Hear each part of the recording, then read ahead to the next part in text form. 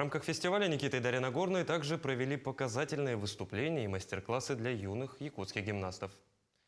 Подробнее о том, как олимпийские чемпионы оценивают подготовку наших юных спортсменов, а также о своих кумирах и планах на будущее, мы поговорили с Читой Нагорных. Дарья, Никита, еще раз приветствую в Якутске. Ну, как впечатление? Второй день. Впечатления потрясающие, встречают очень тепло, мы уже здесь второй день, и очень радует, что такие добрые здесь люди, и такое мероприятие не каждый день, и хочется в каждом городе они проходили. Ну, я, насколько понимаю, вы уже познакомились и с местными видами спорта, нашими традиционными якутскими, да? Ну, вчера, так скажем, попытались пройти по максимальному количеству, которое получилось. Где-то попробовали себя, где-то просто посмотрели. Но везде было сложно очень.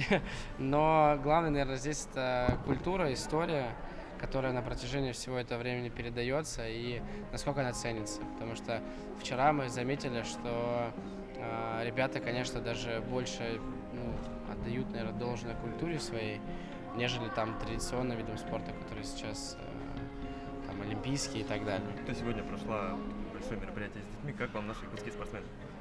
Очень порадовало, что здесь очень много гимнастов, не в каждом зале, не в каждом городе, и здесь очень любят спорт, это очень круто, и надеюсь, что все больше и больше будет приходить детишек в спортивную гимнастику. А уровень подготовки как вы можете оценить? Ну, у девочек очень хороший. У девочек Мне хороший. очень понравилось тоже подготовка. Да, ну, во-первых, начнем с того, что тяжело, наверное, добираться отсюда на всероссийские соревнования, которые проходят, потому что в основном они проходят не знаю, в Казани, Пензе. Пензе, да, в Московской области и так далее.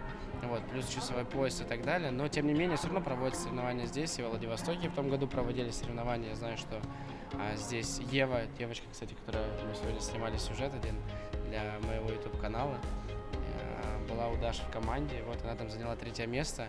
Вот. Хочется, чтобы больше было возможности проявлять себя, потому что все равно без соревнований тяжело на протяжении долгого времени поддерживать форму. Вот.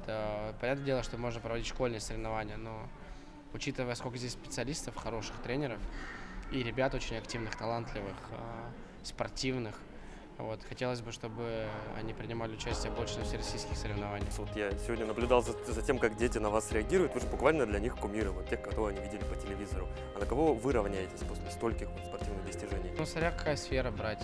В спорте очень много у нас, так скажем, легендарных спортсменов российских, которые до сих пор выступают. Вопрос в том, что мы уже дошли до уровня максимального в спорте.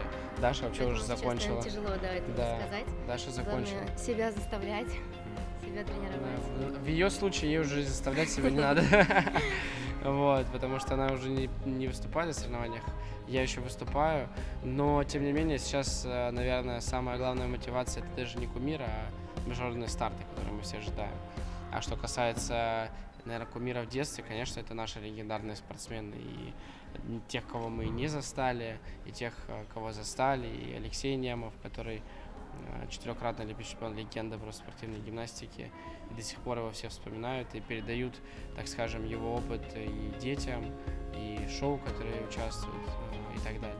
Вот Светлана Хоркина, которая тоже не так давно закончила свою карьеру, продолжает сейчас помогать ребятам тоже делать свои шоу. В общем, у нас есть и взрослое поколение, которое сейчас, так скажем, не безразлично развитию своего вида спорта. Есть мы, ребята молодые, которые вот-вот тоже перейдем на тот этап, когда наша карьера закончится.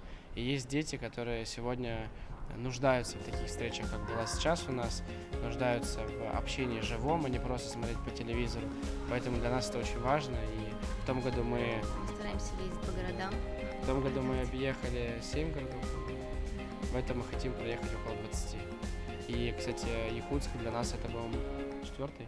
Очень рада, что сюда попали, потому что очень долгий перелет. И Я не знаю, если бы не фестиваль Мусу Стар, попали бы мы сюда или Да. нет, но спасибо, что ребята пригласили нас, потому что такие фестивали, они должны быть в каждом регионе, в каждой республике, потому что это праздник для всей страны. Спасибо большое, желаем вам успехов. Спасибо. Приехали.